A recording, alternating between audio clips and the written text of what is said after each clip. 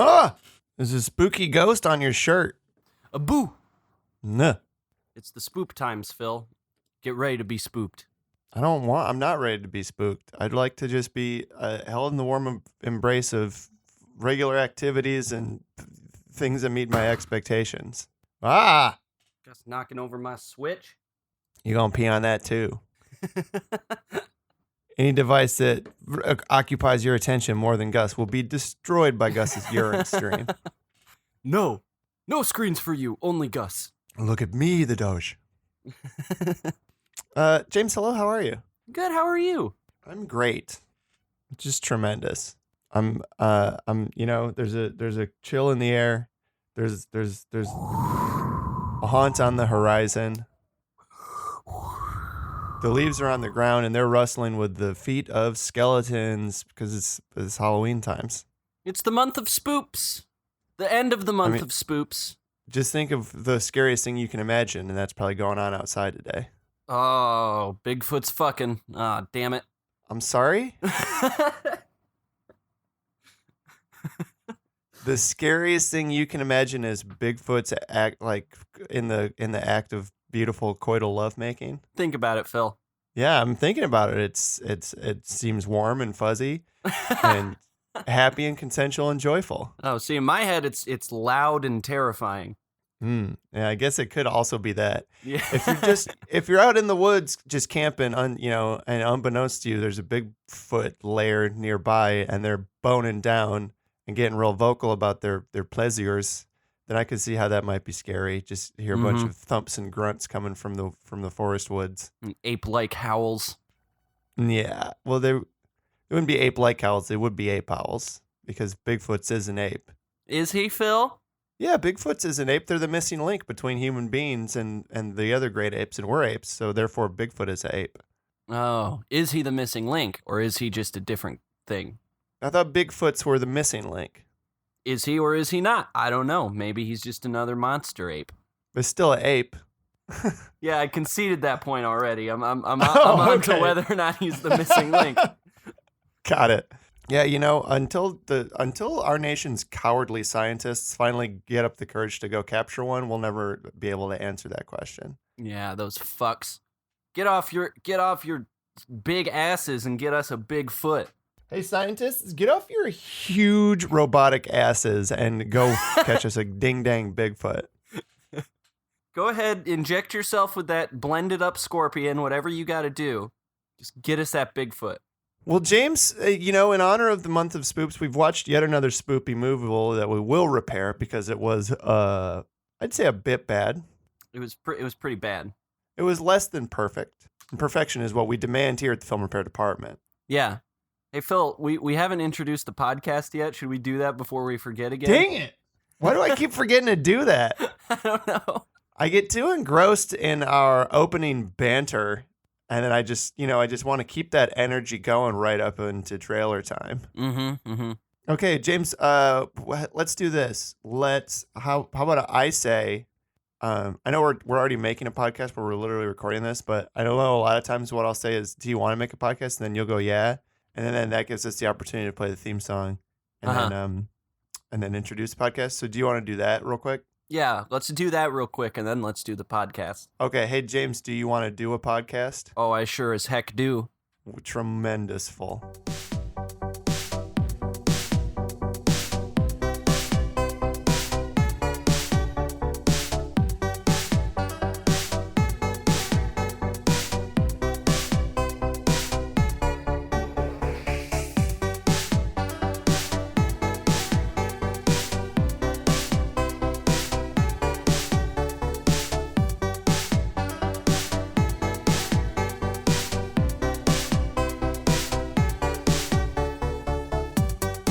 Welcome to Movie Improvy. Hello! Hello, this is your world's first and scary most film repair podcast. I'm your licensed and board-certified film repair terrortician, Phil Stressman. I'm really annoyed you didn't go with first and fearmost.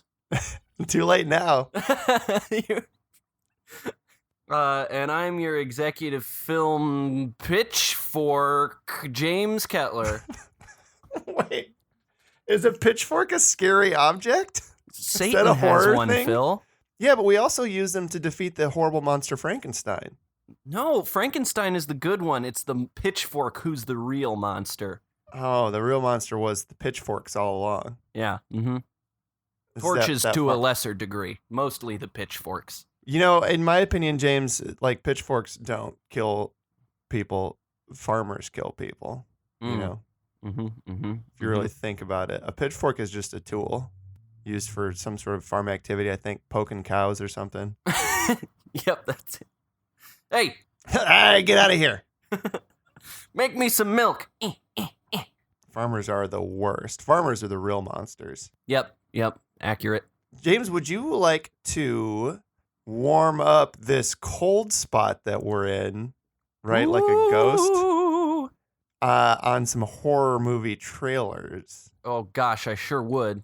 I'm looking at one right now called Haunting on Fraternity Row. You read my mind. I like how in the title of this movie, they've got a couple of Greek letters in there, so you know that it's good. Not all of them, just a few. Yeah, just sort of mixed in there. Uh-huh. Party until you're dead, we're instructed. Party until you're dead. This girl looks like she's about to shit on the corpses of her friends. Yeah, that's the real fraternity horror. Oh, it's more good. So was that movie found footage, or was that just the camera style? I think, because the beginning did not look like found footage. I think they just swapped over to a found footage camera style. Okay. Which I'm fine with. This movie's about a ghost who haunts a frat and kills the frat boys, which is like, honestly, pretty chill and okay. Yeah, people like care less about getting murdered.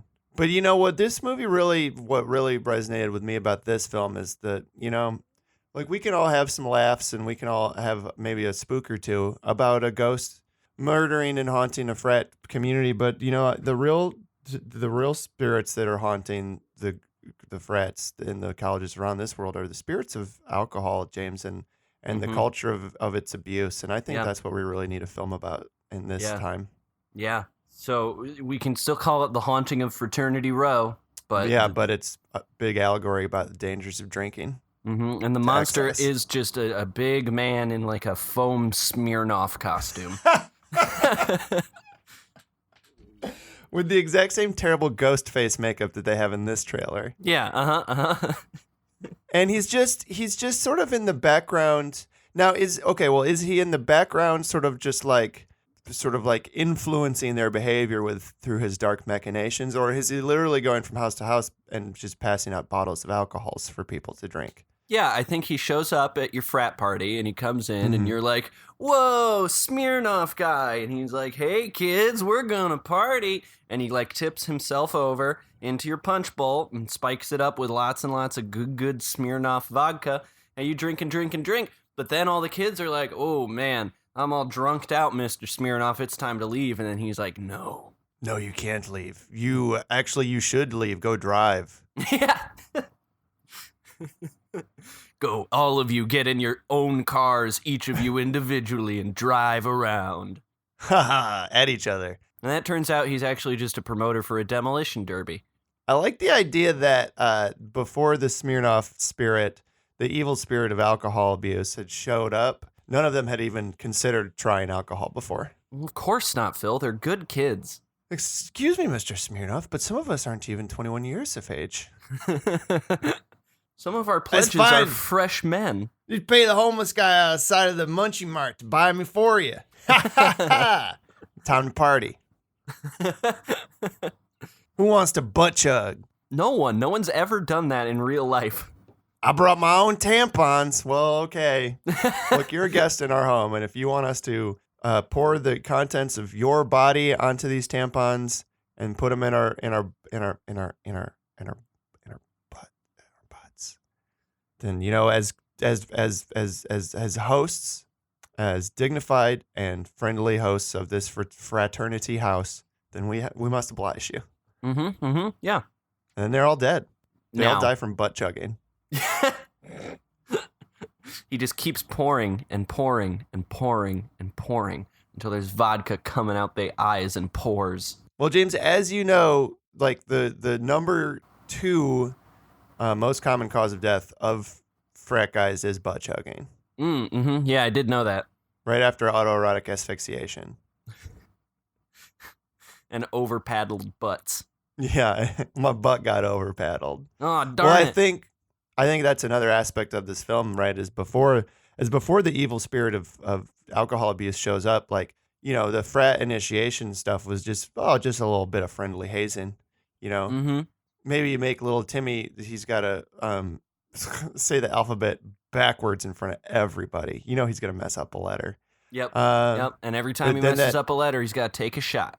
And then no, that's before the alcohol gets there. Yeah. Yep. He just, every time he messes up a letter, he's got to start over. Oh, that's going to take a long time. He might even be late for class. Just kidding. We wouldn't let that happen. So these frat boys are basically like Archie in the gang, but like like OG Archie in the gang, not Riverdale Archie in the gang. Right. Yeah, like Archie Super Digest at the grocery store checkout lane Archie. Yeah. Gee Willikers. But yeah, then the spirit of alcohol abuse shows up, and guess what he's got? He's got a couple of paddles and a bunch more tampons and sunglasses. Yeah, and this pledge is about to get his ass beat to death.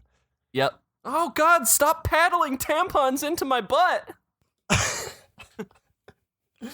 As you said, I think this new movie is still called Haunting on Fraternity Row.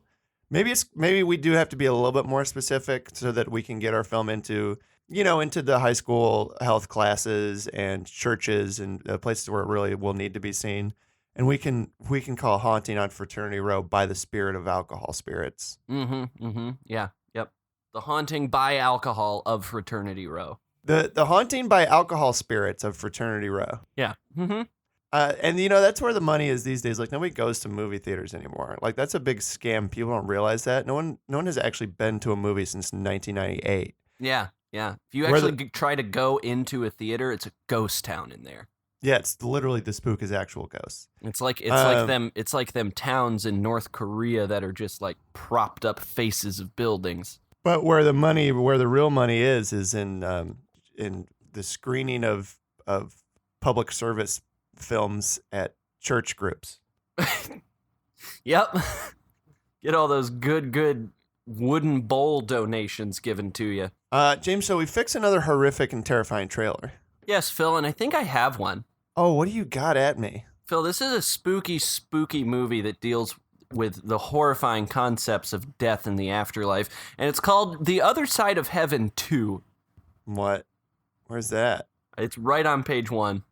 Ooh, subtitle that isn't listed on the poster but is in the URL link, Fire of Faith. What was the first Other Side of Heaven? I don't know. All right, well, let's check it out. Okay, so that movie is about some white people who bring Jesus to some brown folks on an island. Yeah, I think. And it looks really, really, really, really, really bad. But I got a fix for it, James, I think, that'll bring it with us into our home where we live here in Spooktown. What if they all just drowned and then their ghosts came back to try to bring Jesus to the island? Yeah, not ghosts, but I think ghouls. I think the other side of heaven is what happens when you die and then you come back. You don't die good. Yeah, and I think it's sort of a pet cemetery of a situation, but it's his entire ding-dang family. I was just going to say, sometimes dead is better. Yeah, and in this case, dead is better because these hideous, like, seawater sputtering, nasty dead ocean ghouls, they've been to heaven and they've been through heaven. They've come out on the other side, and they know that life is nothing. The universe is a capricious zone of cold, indifferent suffering. And they're going to spread that message to all of the, flesh-draped living skeletons that we call human beings here on Earth. I do. It is very good. I do kind of like the idea, though, that they've been to heaven, they've come out the other side, and like now they're back because they have to tell everyone that heaven's great and they need to go there. But their mouths are full of seawater and their jaws are falling off. Difficult to convey intended message. And so God's like, you see how chill it is here? It's dope. Please go tell somebody. Everyone keeps going to hell because of the sinning on earth, which I get. But I feel like if you guys could really communicate how dope my domain here is, then maybe we could get one or two more people into heaven because you're literally the first ones. The whole I left time. your bodies I left your bodies right where you left them, down on the bottom of the ocean there. You have to, oh, man, there's been a touch because maybe a Scotia fish nibbles on you, but I think you'll be okay. God, aren't you God? Can't you just, like, fix our bodies and heal us? I could, but... Oh, you're already going. You're already through the other side of heaven. Oh, no, it's too late now. Yeah, I think I pitched that movie maybe at some point in the course of this podcast, my zombie movie idea where all the zombies, once the people become zombies, they live in a sort of like communal hive mind of nirvana and the death of ego and like perfect bliss and acceptance and knowledge of their place in the world. And all they want to do desperately is bring other people into that blissful nirvana with them, but they can't talk good, so they just have to scream at them and bite them with their zombie teeth. So in Zombie, they're saying like, no, come on, it's really great. Seriously, it's like a constant orgasm. You're going to feel amazing. But all that's coming out of their mouth is just like, Yeah, and I think that's this movie. Yeah, okay. Yep. Come to heaven with us. It's dope.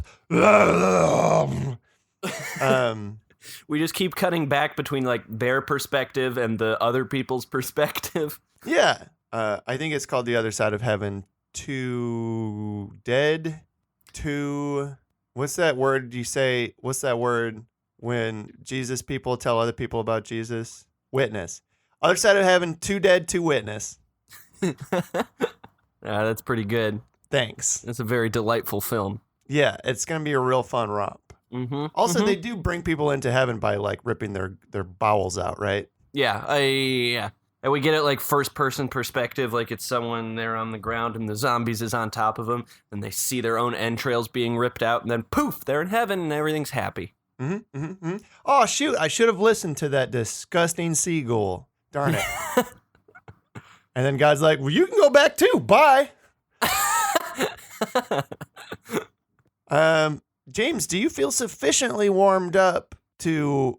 Or do you feel sufficiently ready to spend the night, just one night in this haunted mansion called making the rest of this podcast? I feel as warmed up and cozy as if I was wearing a bathrobe with a cup of hot cocoa. Now, James, I've got a good news, bad news situation for you. Yeah. What do you want? Well, I'm going to give you the bad news first, actually. It doesn't matter what you want. Bad news is we watched a movie today called Leprechaun in Space. Yeah.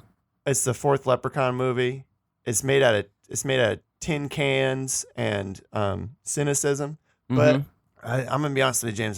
This movie did not generate a lot of ideas in my brain. No, it did not. It was very difficult because this movie was bug shit crazy. None of the scenes were like connected to each other, and I felt like the movie had weirder ideas than I had for it. Yeah. This movie had defeated us at our own game by already being a literal joke. However, I've got something else that I think we can play around with. Okay. It's a little something I like to call other people's shit. So let's tackle the Leprechaun stuff real quick, and then we can get to this other thing that I found. So James, what tremendous Leprechaun ideas do you have on offer? Can you give me the give 'em your worst first theme, Phil? Would you like the spooky version? I would like the very spooky version for this very spooky movie. Oh man, we already did the Monster Mash joke with the give 'em your worst first, didn't we? Yeah, we did. Darn it. What's another spooky song? Give 'em your worst first.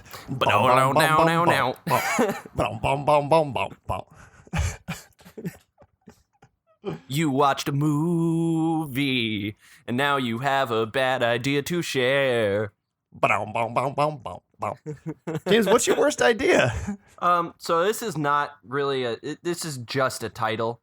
There's no plot or concept to go along with this. It's just called Chrome Dome: The Adventures of Sergeant Steel Skull. Chrome Dome: The Adventures of Sergeant Steel Skull. Now there is the king of the Space Marines in this movie. Have him head his metal because he got skull blowed off. Yeah. Is it just that guy? Yeah, I think so. Phil, can I ask you how far did you make it into this movie? I watched it for about an hour. So did you make it to the part where the Nazi half computer man turns into a giant spider because the Leprechaun injected him with a blended up scorpion? No, but I did read about it on Wikipedia. Did you make it to the part where Sergeant Steel Skull is like forced by the Leprechaun to dress like a lady and do like a drag show lip sync. I did not make it that far, no. It was very delightful, and I think the central conflict of this movie is like Sergeant Steel Skull is, he's a Marine. He's got his duty to his country and his men, and he's got to do his duty. But also, he just really wants to put on the greatest floor show the world has ever seen. Okay, so does he you abuse his power and force his ragtag war-hardened group of Space Marines to all act in his vision of a beautiful musical floor show play? Yeah. And the alien planet, the bug hunt they think they're going on, it's actually a hug hunt. When they get that standing ovation and showered in roses by the alien residents of the colony they were actually sent to destroy. Or maybe the floor show is his military strategy. Maybe the floor show, like he really wants to do it like very earnestly, but also he's using it as a distraction to the bugs so that when they clap their pincers and their forceps or whatever in joy at the wonderful floor show he and his men have put on, they're completely disarmed and they just blow them all up. They blow them all to smithereens. It's like an Inglorious Bastards of a situation. Yeah. Yep. I like that less than the hug hunt idea. I like the idea. Very nice, actually. They use the power of musical theater to move past the differences and learn that, on the inside we're all, well, not human, but sentient, I guess. Yeah, alive, and we all feel music, and music is wonderful, and it brings us together. We've all got a warm beating heart in our, chest or carapace. Yep. And at the end of the day, that's all that really matters. Yeah. Would you like to hear my worst first? I would. Can you give me a really spooky worst first theme song, please? Give 'em your worst idea. Give 'em your worst idea first. What was that? What made that one spooky? That was the Halloween theme. Got it. Yeah. This movie, when they're hunting for the Leprechaun in outer space. In the gold mine or whatever? Yeah, and some gold mines on an alien planet. It's sort of just one room with a bunch of nasty, scruffily pink stuff all over the walls. Some brown crepe paper making everything up, yep. Yeah, my first thought was that they looked like they were on the inside of somebody's small intestine. Okay. And so my idea here was for a movie called Alien Suppository, and it's kind of like a combination between the movie Aliens and that movie where people shrink down and go and get the bomb out of the inside of the president. Fantastic Voyage. Is that what that movie's about? Yeah, they got to shrink down in their spaceship to go inside of the president and get a bomb out of him. I think I'm more familiar with the song Fantastic Voyage than I am the film. Well, regardless. So I had this movie is about a team of battle-hardened Space Marines who have to go into the colony and clear out all the nasty, murderous aliens, just like in the movie Aliens. Except the colony is inside of the butt of a giant alien. Oh. Because they're trying to colonize the alien's giant butt, but there's all these other smaller aliens running around inside there making it hard. He had a prior infestation, yeah. Yeah. And, the human beings, they want to build an infrastructure inside the butt. They really want to be, have a positive impact on this butt that they're inhabiting and maybe have a symbiotic relationship with the giant butt haver. Yeah, but the colon is a really valuable trade route. Yeah, to the mouth. But those nasty xenomorphs, they don't care about the health of the butt. They just want to sap all of its resources and make them feel yucky. And puke acid blood all on them. Mm-hmm. Give them the hernias. Yeah, and I think at the end, the Space Marines have exited the butt and they think everything is safe. But then they see that this very giant alien has a very tiny face hugger, like on him nose. And then a giant fucking xenomorph busts out his chest. Oh, dang it. It was all for naught. Yeah, and now there's really, really big xenomorph chasing you. But then they got to go rescue all the human colonists out of the xenomorph's butt. Oh, shoot. Yeah, and that's the sequel. I do really like the subheader Alien Suppository, because that does sound like it could come after, like, Alien Resurrection, Alien Covenant, Alien Suppository. Yeah, and they do that thing, in all the alien movies where like the different lines of the letters show up very slowly to spell the word, and it's very spooky and really raises your anticipation for the new alien movie you get to enjoy. It does that, and then it just like then suppository that appears underneath it on your screen. You're like, oh, well, this is not. It's not. It's not that scary a word. I thought it was going to be a real spooky word like vengeance or something. James, do you have some more Leprechaun ideas? Yeah. So the Leprechaun in this movie, he wants to marry an alien princess so he can be king. He really wants to be king of just wherever, I guess. Doesn't matter. Could have been king of, somewhere on Earth, but nah, he went up into space to find himself a space princess to marry.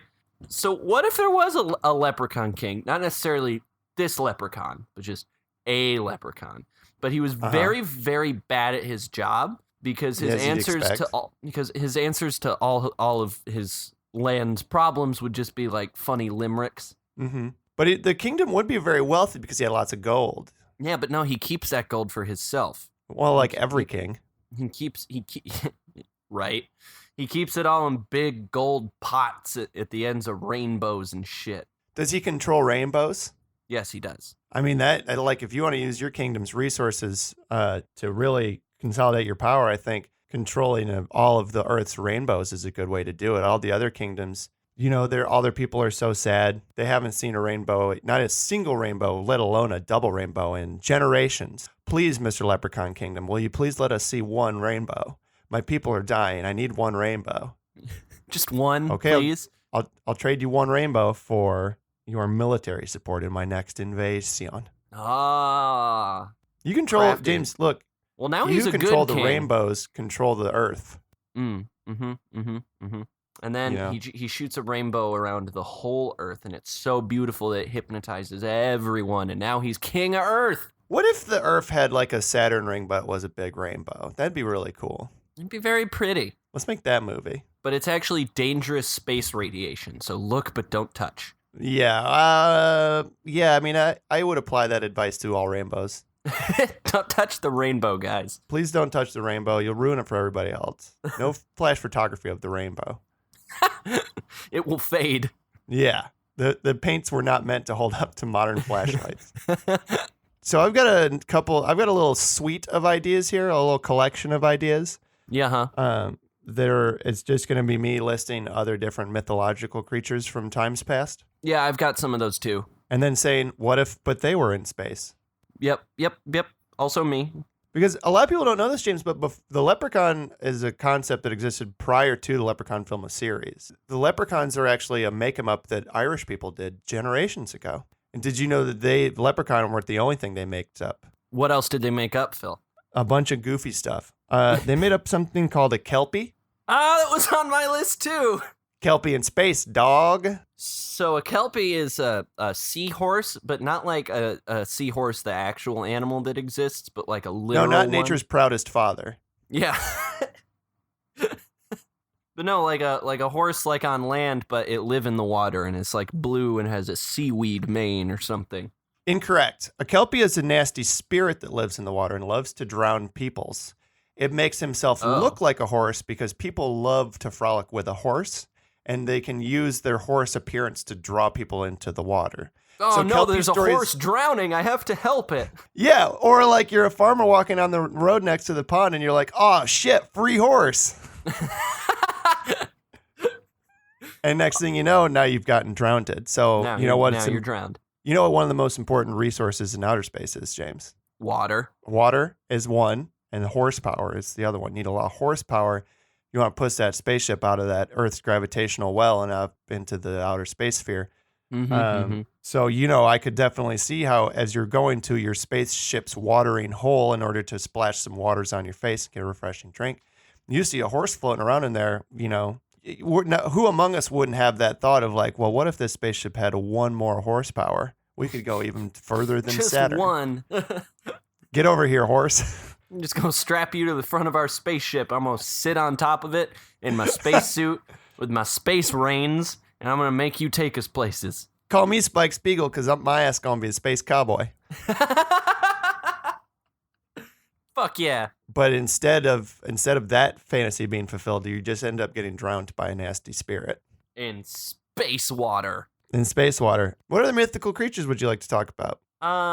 This is a little more serious idea for a horror movie, but I think a Griffin horror movie would be pretty fucking cool. So it's Griffin McElroy, and he's finally got astronaut permission.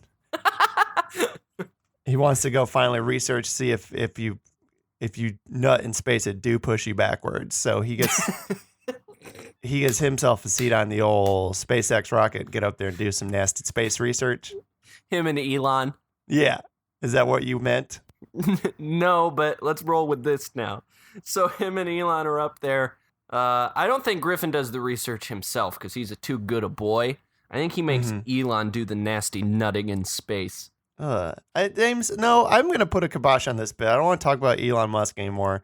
We already talked about him enough on a different episode being in space. I don't want to talk about Elon Musk anymore. Why do you keep bringing him up all the time? Because you said SpaceX. So that doesn't mean he's got to be there.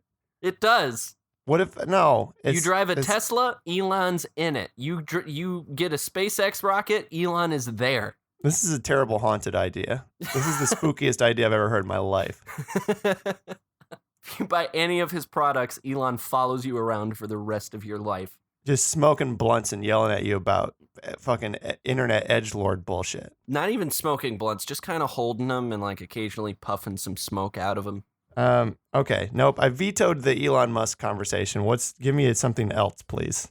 Okay. What about just the McElroys in space? I'd watch that spooky movie. Yeah, I'd watch that. They'd be terrified. Monster Factory in space. They go up to space to film a very special episode of Monster Factory. But oops, this time the Saturn rainbow made of radiation that circles the Earth, it accidentally brings their spoopy Monster Factory monster to life. Oh, so wait, is the rainbow ring around the Earth, is that sort of like a sort of the conceit for an anthology series that we're doing now, where like it just makes weird goofy stuff happen by things that contact it? It's like the thing the Fantastic Four flew into, basically. It just makes stuff weird. Okay, so now they're up there in a spaceship and they got to deal with a real life Truck Shepherd. Or a Bort Sampson. Yeah, it's a real terrifying horror situation. Yeah, James, talking about space monsters, speaking of monsters who live in space, in this movie, the Leprechaun has a tiny little lightsaber that he uses to hack up a space marine. Yep. It's more of a laser pen. But that made me have the ideas, what if Star Wars was monsters? So instead of just a bunch of white folks, they're just all horrifying space critters? Well, no, instead of a Yoda, you've got a Leprechaun. Instead of a Chewbacca, you've got a Bigfoot. Instead of a Luke Skywalker, oh, that's a mummy. But everyone else is the same. Han Solo, more like Guy Wolfman. No, I think Han Solo is still a humanoid, and it is just a very cranky Harrison Ford. And he's very annoyed that he can't communicate with any of these fucking monsters around him. All these stupid-ass monsters. I can't ever find my droid because he's the Invisible Man. Hokey religions are no match for a good blaster at your side, mummy. Okay. Did you curse me again? Oh, damn it, I'm crumbling to dust. Dang it. Why'd I ever agree to fly this mummy around on my spaceship? Footy, go get the vacuum. Plot of Star Wars. Footy, get the vacuum. You're gonna need to glue my dusty bits back together. Yeah, that's disgusting. Get it? He calls him Footy because he's a Bigfoot. Or maybe it's like Squatchy. James, what else do you have? Not a lot, Phil. Not a lot. Well, we can get into that other stuff if you want to. I got one more. I'll just throw at you real quick. The soldiers in this movie all have there's a soldier named Sticks, and there's a soldier named Books. You remember the robot from the show Futurama, Clamps? Yes. And how his name is Clamps because he has clamps for hands, and clamps are his weapon of choice, so everyone calls him Clamps. Correct. What if that's how these soldiers got their names? Okay, so the Sticks has got, and his arms got blowed off trying to pull a grenade out of his best friend. But they didn't have any space technology available at the time, so they just put a couple big old sticks on there. They just jammed some sticks in his arms, and then they used the blood from the space princess to regenerate the skin around it, and now he's just got sticks for arms, and his name is Sticks. He just got some sticks for arms, and it's me, Sticks. Oh, I can't shoot a gun good, but I can salute with the best of them. Ow, got a splinter. I'll bop you real good. I'll bop you with my stick arm. I love that about 80% of our characters are just Hamsar from Homestar Runner. Now, Books, what happened to old Books there? Did he maybe his guts, he got blasted in the stomach with a shotgun. Guts all came out. Well, that's fine. Stuff him up full of paper. Yeah, and he absorbed the words on that paper, and now he only speaks in classic literary quotes. But he does fart little crumpled up balls of paper. Yeah, And he farts them really good and really fast, and he shoots them at people. Yeah, and then, oh no, he shoots him 2 sticks, and then Sticks bats him with his stick arms, and they do a baseball team up to defeat all the aliens. Yeah. Books and Sticks in Space Fun Baseball Team Up. It sounds like the bad English translation of whatever the title actually was. Yeah, originally it was something far more literary and harrowing that I don't have the mental energy to come up with right now. But it's going to be Sticks and Books Space Fun Baseball Team Up. Oh, yeah. Sticks and Books Space Fun Baseball Team Up. Not Spaceball. They never even played Spaceball in that movie. No, they didn't. There were very few balls in it, in fact. James, this isn't an idea so much as something happened in this movie that I want to talk about. Yeah. There's a moment where the biologist doctor has like a metal like clipboard, and she's like poking at it like it's a computer screen. I know what you're going to say. And then she turns, and for just a second, the inside of her metal clipboard is exposed to the camera, and there's just a small, like a tiny little fucking Casio calculator just glued to the inside of it. I know. She couldn't. What? The actress couldn't, like, she was like, how can I pretend to push buttons? That's stupid. I need some actual buttons to push. Props department. Hey, what? You're the props department, not the fucking mime department. Give me some buttons. Yeah.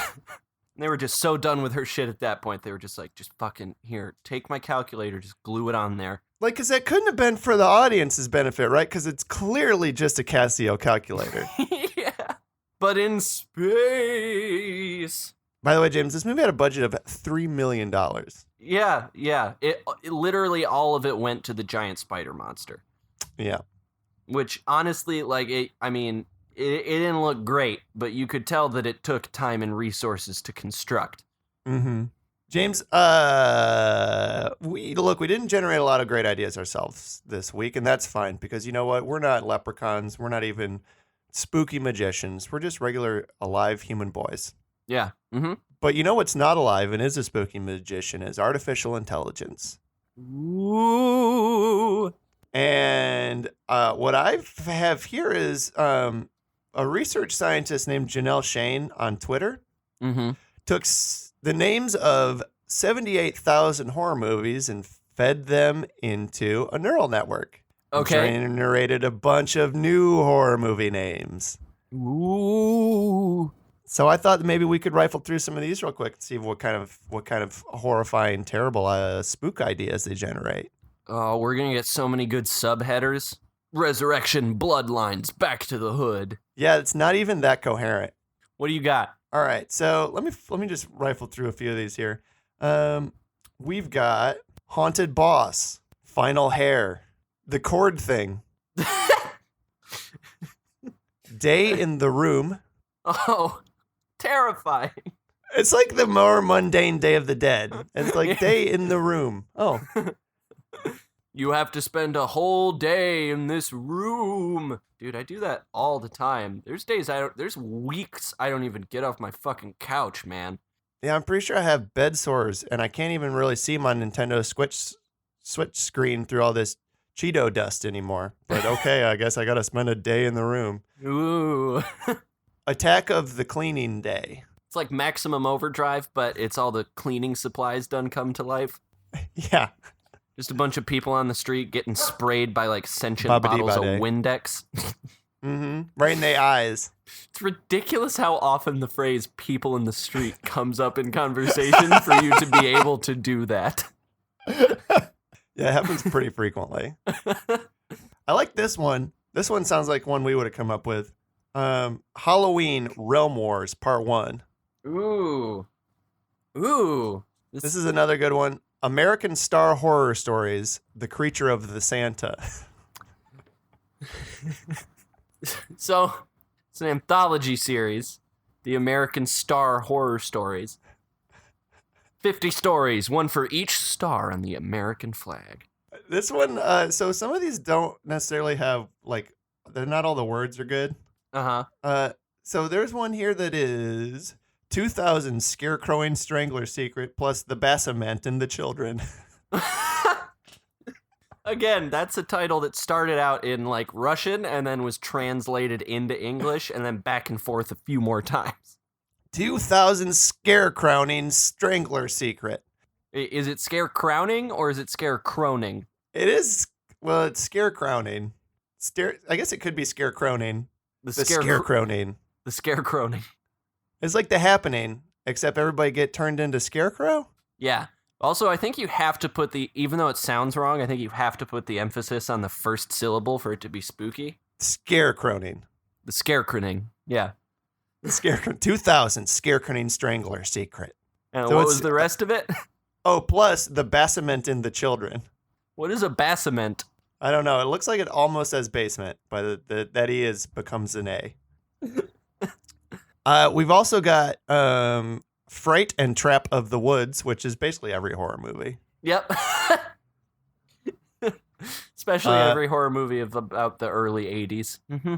The Man in My Dangers. Oh, that's good. That almost sounds like a spy thriller. Yeah, it kind of does sound like maybe like a Raymond Chandler kind of a story. Mm-hmm. The Man in My Dangers. The Boobley of the Dead. The what? The Boobley of the Dead. Can you spell Boobley for me? Boobley. What horror movie did this neural network pull the word Boobley from? I think Boobley is a new creation. I think maybe like a Babadook and the AI was just like, oh, we can just say any old thing. Okay, got it. Boobley. So is a boobly, is it a tit word? Is it like a breast word? Yeah. Or is it a ghost word? I think it's like both, boo. Phil. Ooh, boobly. I think it's a ghost of a sentient pair of breasts. Oh, okay. They died in the Great Breast Fire of 08. Mm-hmm. Yep. We all remember. Now they're back to seek revenge, and I think they're kind of like that magic horse that we talked about, where they sort of like, you know, a guy's just walking past like a drainage ditch on the side of the road, and he just sees a couple of nice gazongas poking up above the surface of the water. He's like, "Oh, don't mind if I do," and then goes down there to grab him, but it gets pulled under because all of a sudden mouths open up within them, and they grab his hands and they pull him in and they drown him. Ooh, I like that. I like the idea that these boob ghosts, they don't change their appearance at all. There's no like rest of a woman attached to them. It's just boobs. And I really like the image of just like a shitty old man seeing these boobs in the water, and he's just immediately like, gotta get them, and he just gropes towards the water till he falls in. There's a teen lost in the woods at night. Oh, and he's had a weed for the first time. And he's looking around everywhere. He's so frightened. It's all just trees and owls and darkness until what's that ahead of him? On the big old oak? It's a pair of breasts. And he's sweating and he's looking around and his hands are trembling as he approaches them. And then Ricky never done seen a boob before. No, I just want one touch here in the woods. Who will know? Oh, damn it. Peter and Bobby have already had the sex with a lady. I haven't even seen me a boob. What about two boobs? Do they talk? If they need to, Phil. If they need to. Yeah, that's a front runner, I think. Let's fire off a couple of more of these. Yeah, kind of along the same lines as the Boobley of the Dead is the Crooping Tomb. The what? The Crooping Tomb. What is crooping? I don't know, but you do not want to be a part of it, James. It only happens in the tomb. We've also got the Blunge. Is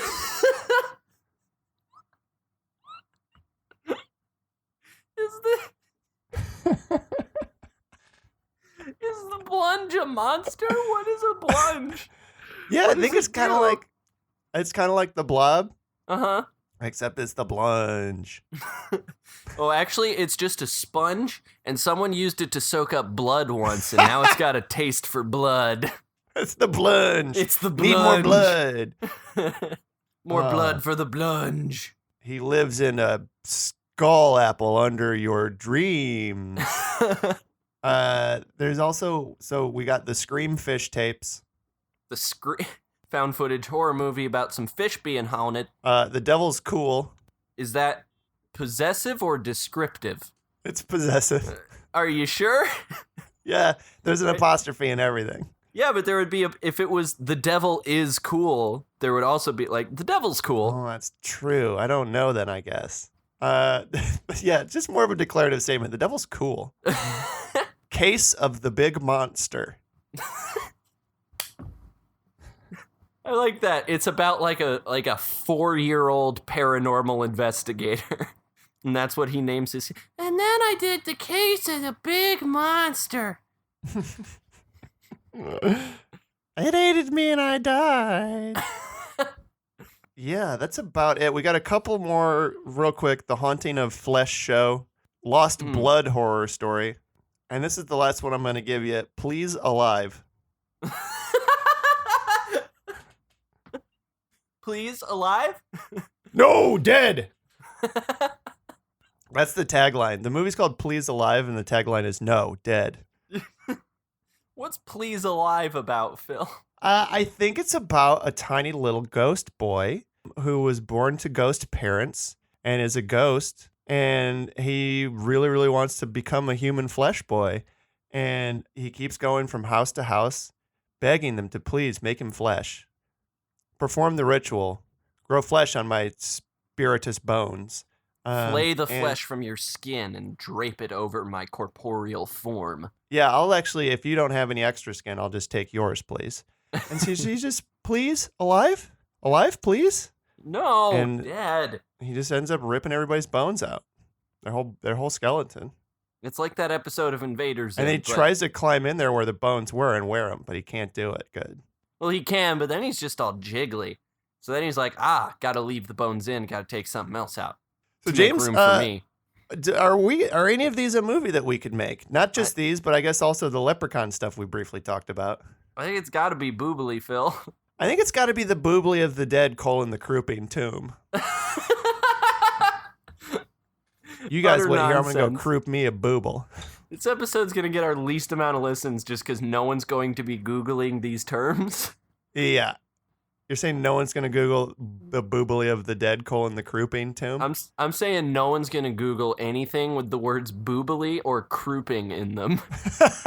But anyone who does, guess who's top result, baby? Mm-hmm. Anyone who misspells grouping on their Google search, we're going to be top notch. Why would they be spelling grouping?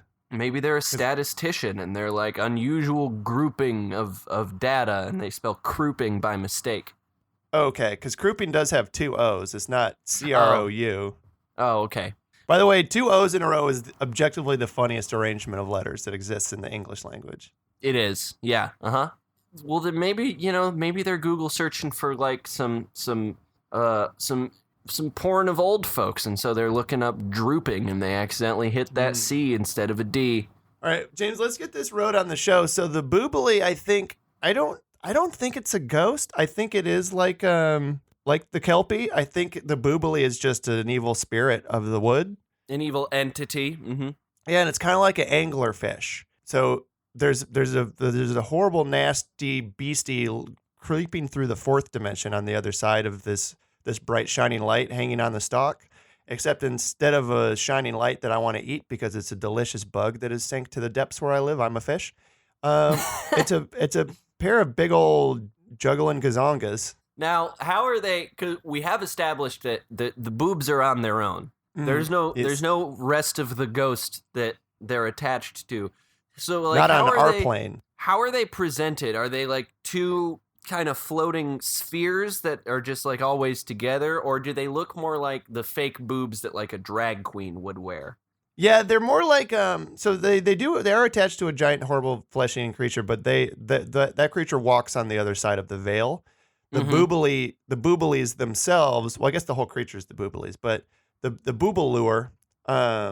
Ooh, good addition to the lore. Yeah, the Boobley is the Boobley is the one that does the crooping, and that actually parts the veil and can be like interact on our side of the plane.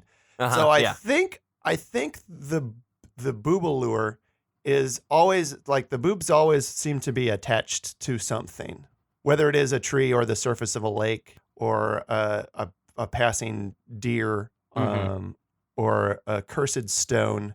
And I think that when one gets crooped by a booble, you are devoured and your spirit is restless. So I think we've got like some helpful ghosts, the ghosts of people who did get crooped by the booble. Yeah, and I think the Crooping Tomb is the area of the forest where the Boobley does its crooping, and it's scattered with the remains of all of these victims. Yeah, the Crooping Tomb is where the Boobley puts the bones of all his victims. Mm-hmm. Yeah, and so now is the Boobley? Do we have a protagonist in this story, or is it just sort of a bunch of different scenes of nasty dudes trying to grab onto a booble lure and getting murdered and eaten up? I think we have a protagonist. I think our protagonist is the sheriff. And the sheriff is a lady who lives in a town where just all of the men are just horrible, like lecherous 80s sex comedy protagonists where they're all just constantly snickering about grabbing boobs. And she hates this town so much. But now a bunch of these gross, nasty men in her town started turning up dead. Started turning up missing, and then started turning up as piles of bones somewhere in the woods. Yeah, what they found first was a boneless, handless corpse. Yeah, Oh, so is that what happens when you get crooped? All your bones come out? Yeah, your hands, your entire hands are attached to the booble lure, and it rips out all of your bones along with your hands, and then drags your hands and skeleton to the Crooping Tomb. Rad. That's very cool. Yeah, so what we find first out in the...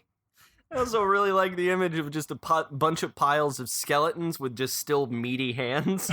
Yeah, well, that's what they find in the Crooping Tomb. Yeah. Because first they're just finding these mysterious flesh remnants of all the most lecherous folks around. But yeah, the sheriff follows the evidence, and all of a sudden she's underground in the Crooping Tomb herself. And I think the Crooping Tomb the tomb itself was maybe built thousands of years ago by human beings who were trying to appease the Boobley. And so they gave sacrifices to the Boobley and sort of, thought the Boobley would make their crops grow good. So there's just lots of like statues of breasts and like hieroglyphs of skeletons being ripped out of people's bodies. There's statues of breasts on a bunch of different like random old-timey objects. And I think the sheriff is asexual, so she's not tempted by the Boobley's lures. No, not at all. But she is with a handful of real stupid deputies who do keep getting murdered. Yeah, because they can't resist to grab the boobs. They cannot resist the lure of the Boobley.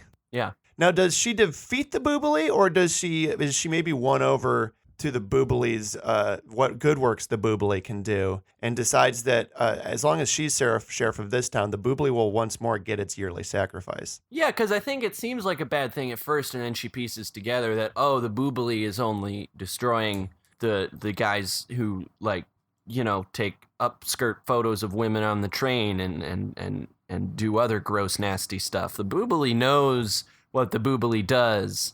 And the Boobley knows which of these men deserve to have their whole skeletons ripped out through their wrists. Look, there's an old folk saying in this community, and that is, if you don't grope the Boobley lure, you can't get crooped by the Boobley. And I think that really rings true still today. It's what my grandpappy used to tell me. My grandpappy always said, if you don't grope the Boobley lure, you won't get crooped by the Boobley. And we put him in a home because we thought he had a brain dementia. Speaking of grandpappy, I think there is one old man in this town who knows about the Boobley, and he doesn't have any hands. Yeah, or a skeleton. No, I think he has a skeleton. I think he got away. I think maybe he's like, I had 21 very weak wrists as a boy, so my hands just popped off instead of ripping out my whole other bones. Or did he get caught onto the Boobley lure and chewed through his own wrists? James Franco style. Yeah, before the Boobley could, yeah. Mm-hmm. Yep, it was that. Oh, no, through my own wrists, and I watched that. I saw beyond on the other side of the veil. I saw the heinous conglomeration of non-flesh and ancient shapes that made up the Boobley's non-lure parts. Shapes we don't even have anymore, like a polygon with 5 sides. That's a pentagon, Grandpa. Nope. We've got those. Nope, we don't have nothing bigger than a square in this dimension. What dimension do you think that you're in? The flat one? No, incorrect. Just because you don't have a skeleton doesn't mean you're in the flat dimension. Damn it. Okay. I like this story a lot. It really feels of the moment. I like the reversal of a horror movie because horror movies are so often misogynistic, Yeah. Mm-hmm. Women getting murdered and abused by nasty big masked men. So I like the idea of the Boobley is crooping only the worst men alive. Yep. Shall we cast this movie? Yes. So we have our ace lady sheriff. Yeah. We have our dumb male deputies who keep, what do you think, like 3 of them? I think so. That sounds right. Plus and 3 other Booble victims. Yeah, and then we've got Grandpa. Mm-hmm. And do we want to cast the Boobley?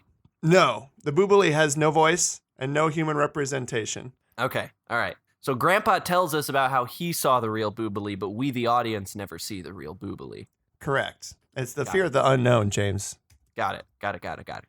It's just like H.P. Lovecraft said. It's like, the oldest emotion in man is fear, and the oldest fear in man is that of the Boobley's croup.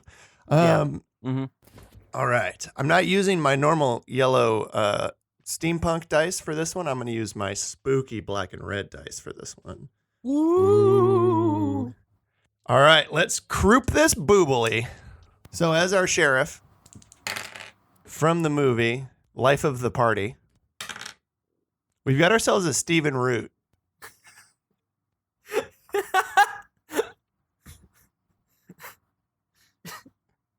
Yeah, I mean, yeah. Uh-huh.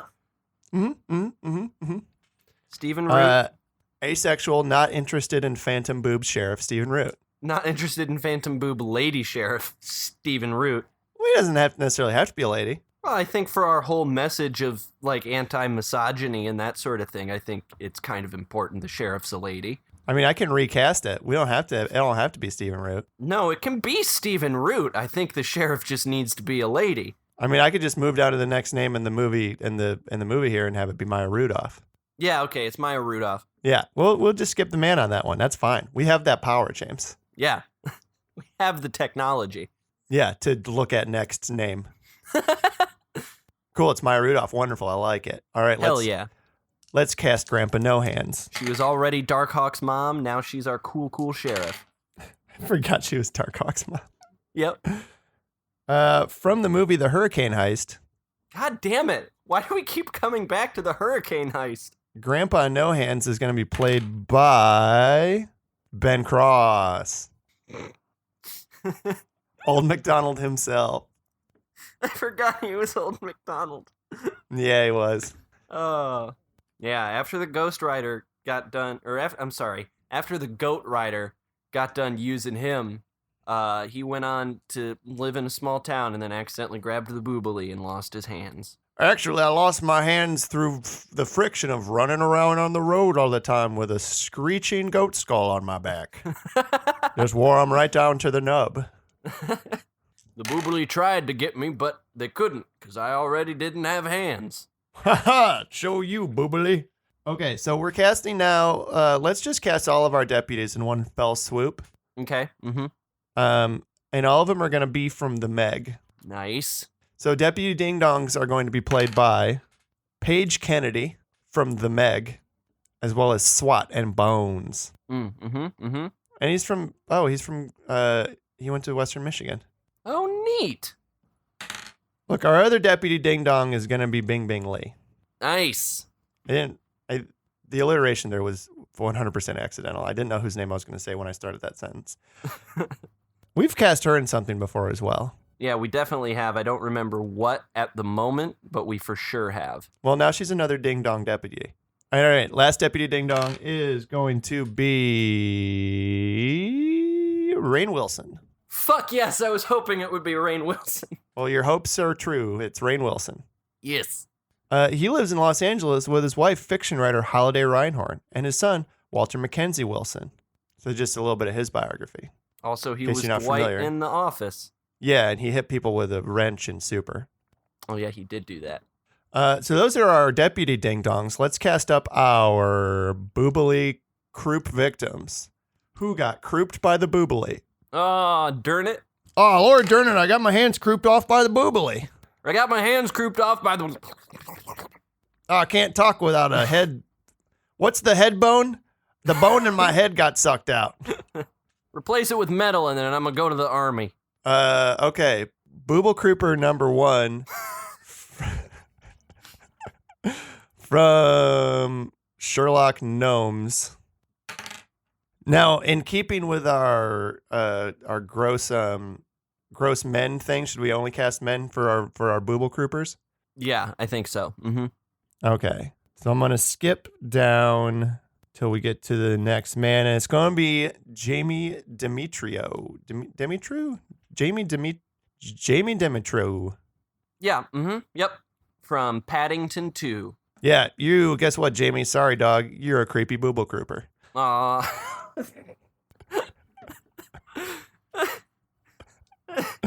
I really want a t-shirt that just says creepy Booble Crooper. That's my new Halloween costume. I crooped the Boobley. I'm a Booble Crooper.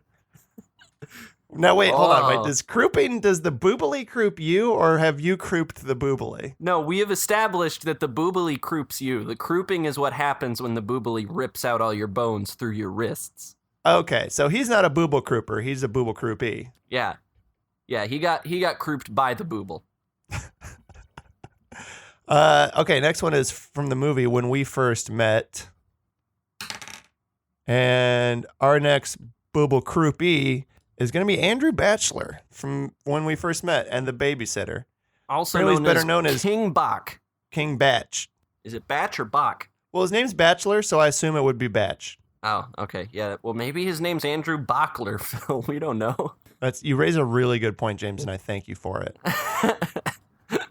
All right, let's get one more Booble Crooper from the movie. Ooh,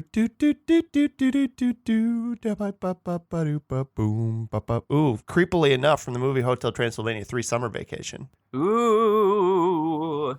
It's going to be Steve Buscemi. Word. Yeah. He could play a real creepy Booble Crooper. No, Phil, he's not a Booble Crooper. Steve Buscemi is creepy Booble Crooper. Number 3. Oh, man. The role he was born to play. Do we have anybody else, or is that it? I think that's it. We got Grandpa the Sheriff. Yeah, that's it. Now, James, the next most important, or I guess the last most important thing we have to decide is this movie going to be called The Boobley of the Dead, the Crooping Tomb, or The Crooping Tomb, the Boobley of the Dead? I really think, because the Boobley is our monster, so I really think we want the Boobley front and center. Okay. So it's going to be The Boobley of the Dead, the Crooping Tomb. Yeah. Yep. And then our tagline is going to be... Don't get crooped by the Boobley. Don't get crooped by the Boobley. You'll croop yourself when you see this spooky Booble. You'll croop your pants. You're going to croop your fucking pants. In fear. Oh, man. The creep of the Crooping Tomb will spook the Booble of the Dead. This summer, creepy crooping from the spooky Booble. The spooky Booble, the creep of the Crooping Tomb, is going to make you croop your creeping pants.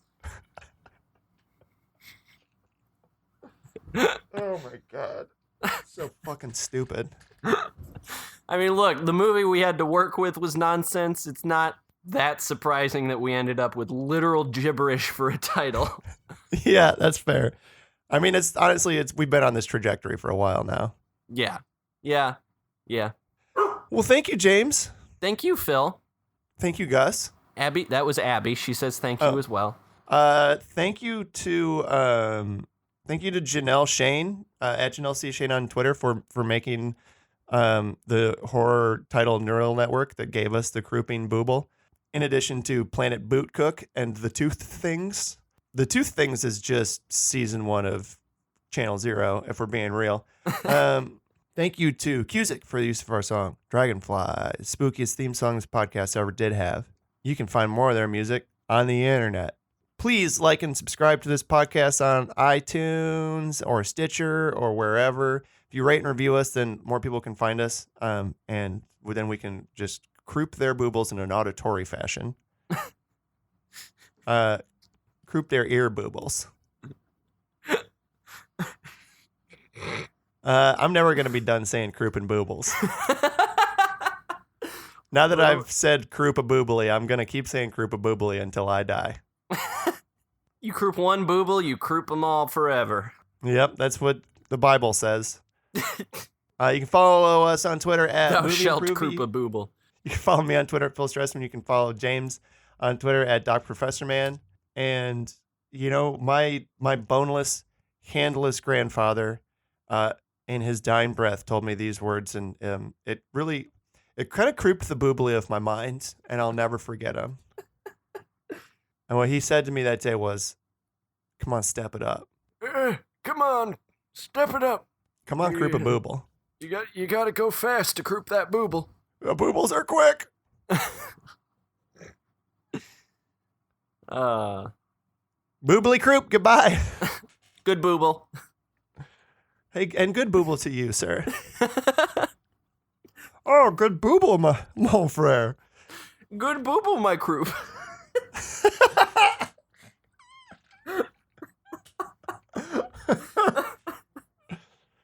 Oh, and a croup a booble to you.